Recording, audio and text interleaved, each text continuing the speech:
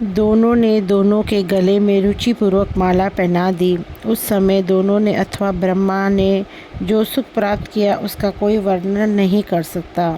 ब्रह्मा जी के द्वारा किया गया प्रिया प्रीतम का श्रृंगार संपूर्ण कलाओं से युक्त था और जो मंडप बना था उस पर मानो छवियों का ही वितान ताना गया हो।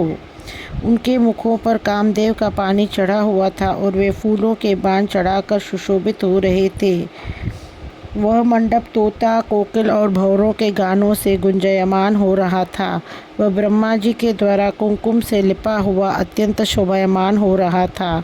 वे शोभा के निकेत दोनों प्रिया प्रीतम थे और उनके हाथों में प्रेम के कंगन रसमयी रीति से बंधे हुए शोभा दे रहे थे और उनके लज्जा से भरे हुए नेत्र रूपी वस्त्रों में गांठ बंधी हुई थी और उन दोनों के मन भावरे ले रहे थे।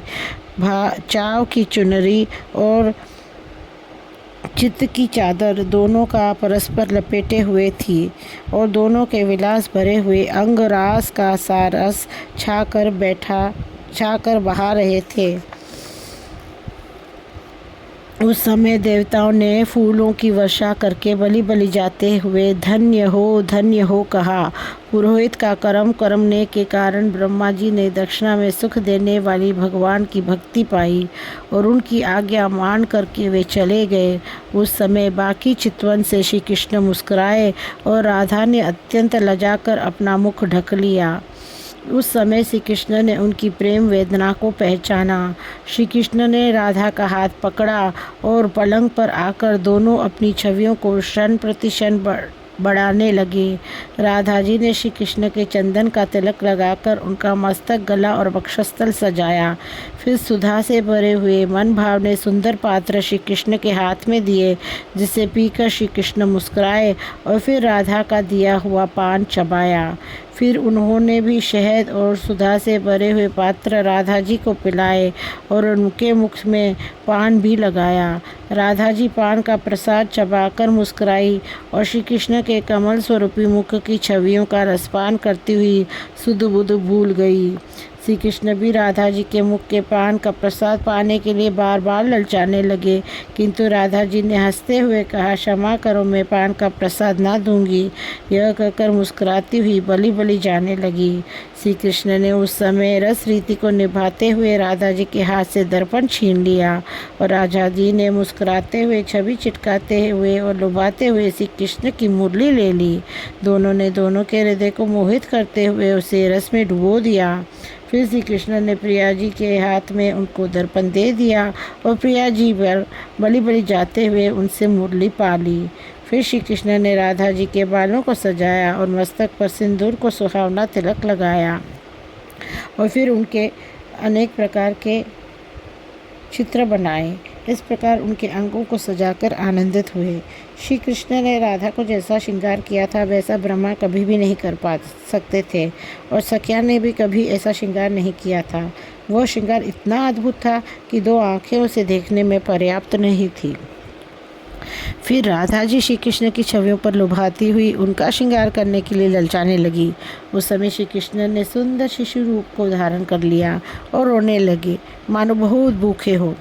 जैसा राधा ने उनको नंद बाबा से पाया था, उन्होंने वैसा ही अपना रूप प्रकट कर दिया, जिसे देखकर राधा बड़ी दुखित होकर सांसें भरने लगी, क्योंकि वह तो तरुण रूप वाले श्री कृष्ण के बाहों में बंद कर रहना चाहती थी।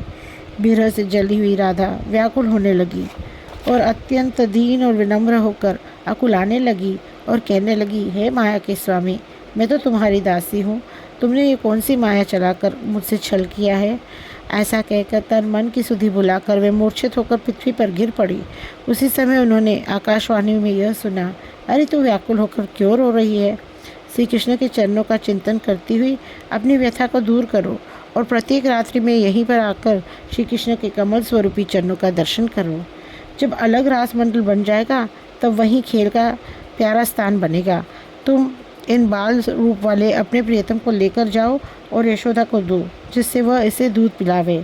यह सुनकर राधा जी गोकुल में आई और यशोदा को कन्हैया को देखकर प्रसन्न हुई और कहा, यह बहुत भूखा है, इसको दूध पिलाओ और इसकी भूख मिटाओ। नंद बाबा ने इसको तुम्हारे पास पहुंचाने की आज्ञा दी है, उसका मैंने पालन किया। आज चारों ओर से बुरा दिन घिर गया है। आज चारों तरफ से बुरा दिन घिर गया है, जिससे हमारे वस्त्र भीग गए हैं और शरीर कांप रहा है।